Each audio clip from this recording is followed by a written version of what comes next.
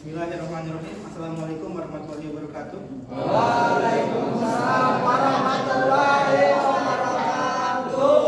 Terima kasih kepada teman-teman yang telah menyempatkan hadir pada pertemuan Pancasila pada siang hari ini. Baik, di sini kami akan mempresentasikan Pancasila, materi Pancasila dengan tema bagaimana Pancasila menjadi dasar negara Republik Indonesia. Di sini saya akan menjadi moderator dan sebagai perwakilan dari kami ada Helda Tajri Andini sebagai pembaca materi dari awal sampai akhir sebagai perwakilan kita. Baik, kita akan langsung mulai. Silakan Helda memulai materinya.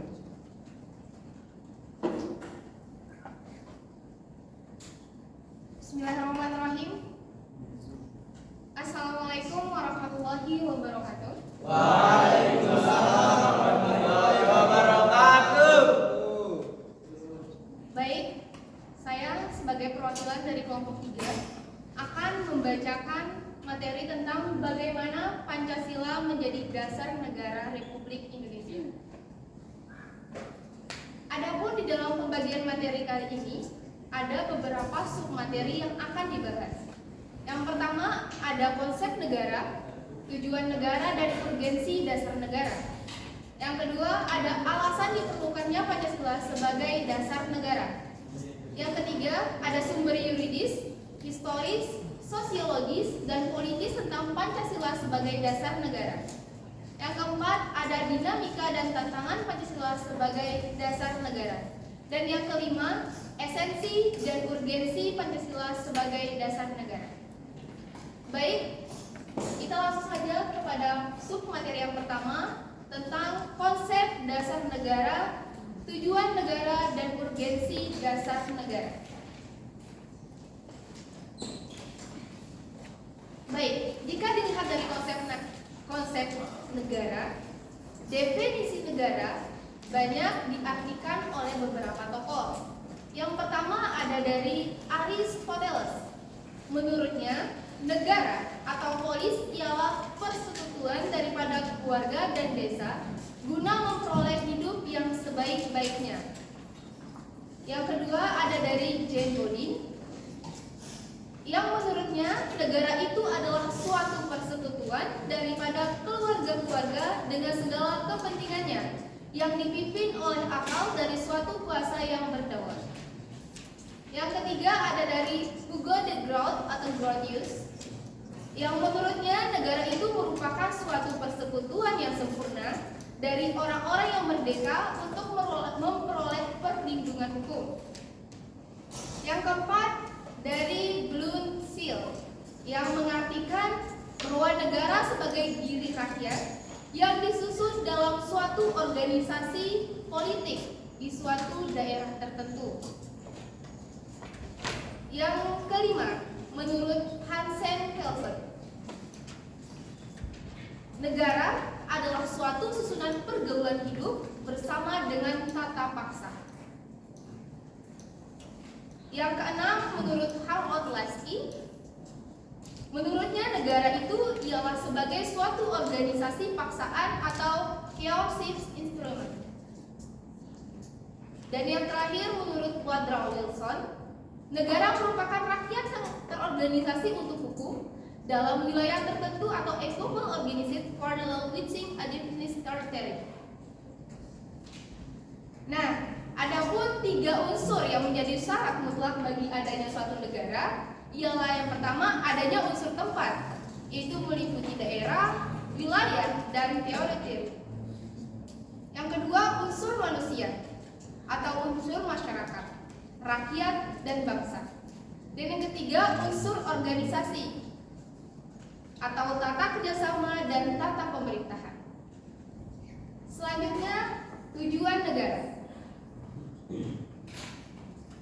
Adapun tujuan didirikannya suatu negara ialah satu, untuk mencapai kemerdekaan. Yang kedua, untuk kekuatan, kekuasaan, dan kebesaran. Yang ketiga, ketiga, tentunya kepastian hidup, keamanan, dan ketertiban. Yang keempat, keadilan. Dan yang kelima, kesejahteraan dan kebahagiaan.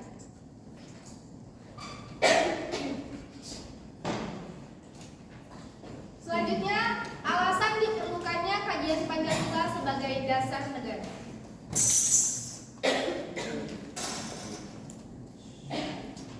Alasan diperlukannya Pancasila sebagai dasar negara, yang pertama satu, Pancasila merupakan pandangan hidup dan kepribadian bangsa yang nilai-nilainya bersifat nasional yang mendasari kebudayaan bangsa. Yang kedua, dengan Pancasila, perpecahan bangsa Indonesia dengan mudah dihindari.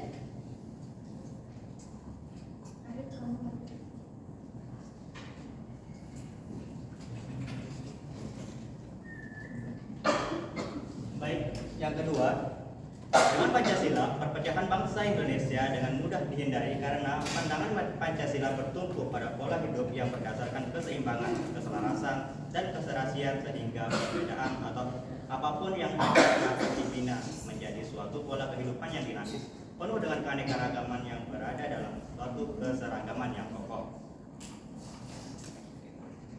Dengan peraturan yang berlandaskan nilai-nilai Pancasila, maka perasaan adil dan tidak adil dapat diminimalkan. Selanjutnya, sumber yuridis, historis, sosiologis, dan politis Pancasila sebagai dasar negara. Yang pertama, sumber yuridis Pancasila sebagai dasar negara. Ada beberapa sumber yuridis Pancasila sebagai dasar negara, yaitu yang pertama adalah pembukaan Undang-Undang Dasar 1945. Pancasila, berdasarkan pembukaan Undang-Undang Dasar 1945, Pancasila merupakan dasar negara sebagaimana terdapat pada pembukaan Undang-Undang Dasar 1945 yang kelahirannya ditempa dalam proses kebangsaan Indonesia. Selanjutnya, pada ketetapan MPR nomor 8/MPR/1998, peneguhan Pancasila sebagai dasar negara dimuat dalam ketetapan MPR nomor 8 MPR 1998 tentang pencabutan ketetapan MPR nomor 2 MPR 1976 tentang pedoman penghayatan dan pengamalan Pancasila dan ketetapan tentang penegasan Pancasila sebagai dasar negara. Selanjutnya, Undang-Undang nomor 12 tahun 2011 dijelaskan dalam Undang-Undang nomor 12 tahun 2011 tentang pembentukan perundang-undangan bahwa Pancasila merupakan sumber dari segala sumber hukum negara. Selanjutnya, sumber historis Pancasila sebagai dasar negara.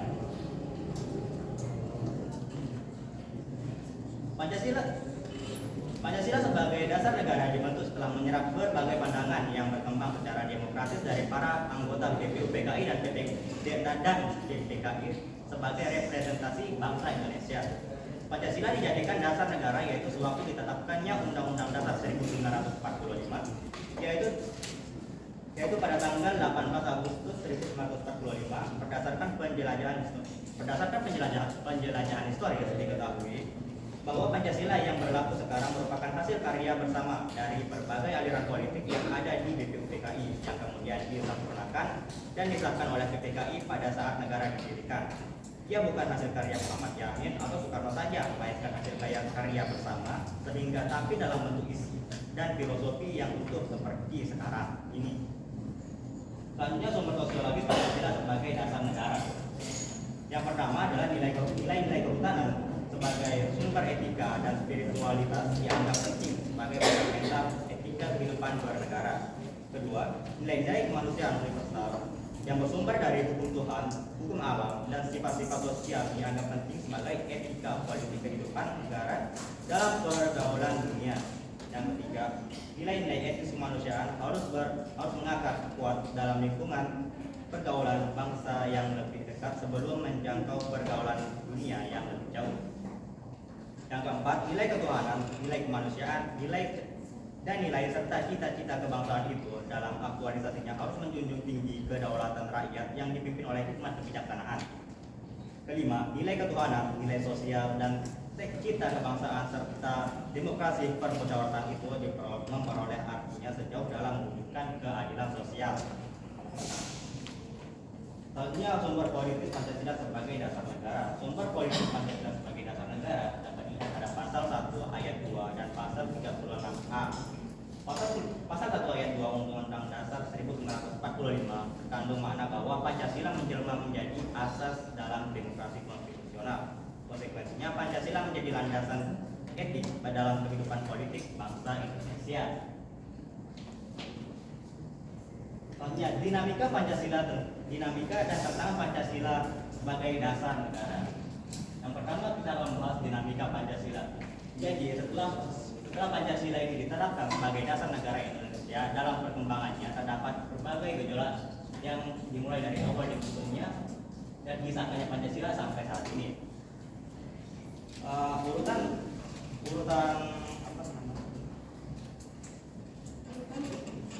peristiwanya sebagai berikut. Yang pertama, Pancasila disahkan pada tanggal 18 Agustus 1945. Kemudian mulai November 1945 pemerintah mempraktikkan sistem demokrasi liberal.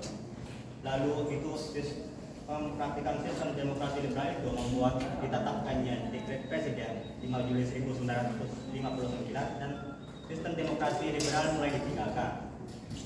Kemudian paham komunis mulai berkembang dan mencapai puncaknya pada G30 SPKI setelah dikeluarkannya dekret presiden 5 Juli 1959 ini, yang membuat berakhirnya pemerintahan Soekarno diganti oleh Soeharto. Pada perkembangannya, pemerintahan Soeharto dianggap menyimpang karena cenderung melakukan praktik liberalisme kapitalisme dalam mengelola negara, yang membuat pada 1998 muncul gerakan reformasi yang mengakibatkan Presiden Soeharto menyatakan berhenti dari jabatan presiden. Kemudian tantangan terhadap Pancasila. Lihat dari kehidupan masyarakat, terjadi kegamangan dalam era reformasi ini karena perubahan sistem pemerintahan yang begitu cepat, termasuk digulirkannya otonomi daerah yang seluas-luasnya di suatu pihak, dan di pihak lain masyarakat merasa bebas tanpa tuntutan nilai dan norma dalam kehidupan bernegara. Akibatnya, sering ditemukan perilaku anarkisme yang dilakukan oleh elemen masyarakat terhadap fasilitas publik dan aset milik masyarakat lainnya yang dipandang tidak cocok dengan paham yang dianutnya. Kemudian dalam bidang pemerintahan, banyak muncul di ranah publik aparatur pemerintahan baik sipil maupun militer yang kurang mencerminkan nilai kenegarawanan. Terdapat fenomena perilaku aparatur yang mementingkan kepentingan kelompoknya saja. Hal tersebut perlu dicegah dengan cara meningkatkan efektivitas penegakan hukum dan melakukan upaya secara masif serta sistematis dalam memberdayakan nilai-nilai Pancasila bagi aparatur negara. Selanjutnya, esensi dan urgensi Pancasila sebagai dasar negara. Yang pertama, esensi Pancasila sebagai dasar negara.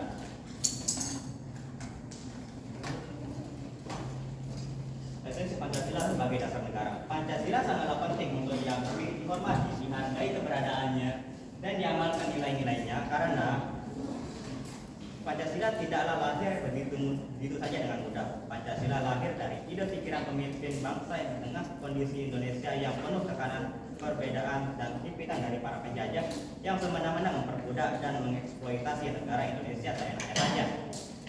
Pancasila adalah alat nomor satu yang dibawa oleh para pejuang kemerdekaan untuk dijadikan pijakan dasar dan fondasi yang biasa dikenal dengan sila-sila kehidupan berbangsa dan bernegara. Pancasila dibuat berdasarkan nilai-nilai yang ada di Indonesia sehingga sangat cocok bagi kehidupan sehari-hari masyarakat Indonesia sebagai masyarakat yang berbangsa dan bernegara. Bukan semata-mata untuk provokasi atau penyemangat saja dalam pengusiran penjajah, melainkan untuk tujuan seumur hidup bangsa Indonesia lah Pancasila itu diciptakan. Urgensi Pancasila sebagai dasar negara. Untuk memahami urgensi Pancasila sebagai dasar negara dapat menggunakan dua pendekatan, yaitu institusional atau kelembagaan dan human resource atau personal atau sumber daya manusia.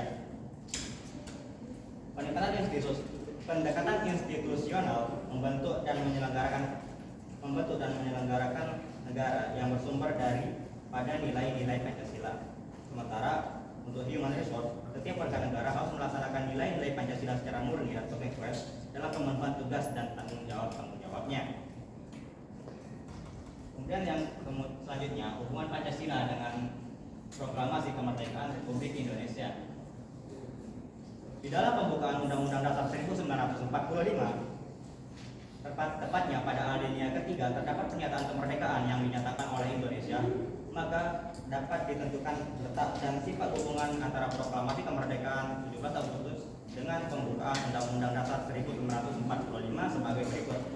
Yang pertama, disebutkannya kembali pernyataan kemerdekaan dalam bagian ketiga pembukaan menunjukkan bahwa antara proklamasi dan pembukaan yang merupakan suatu rangkaian yang tidak dapat dipisahkan.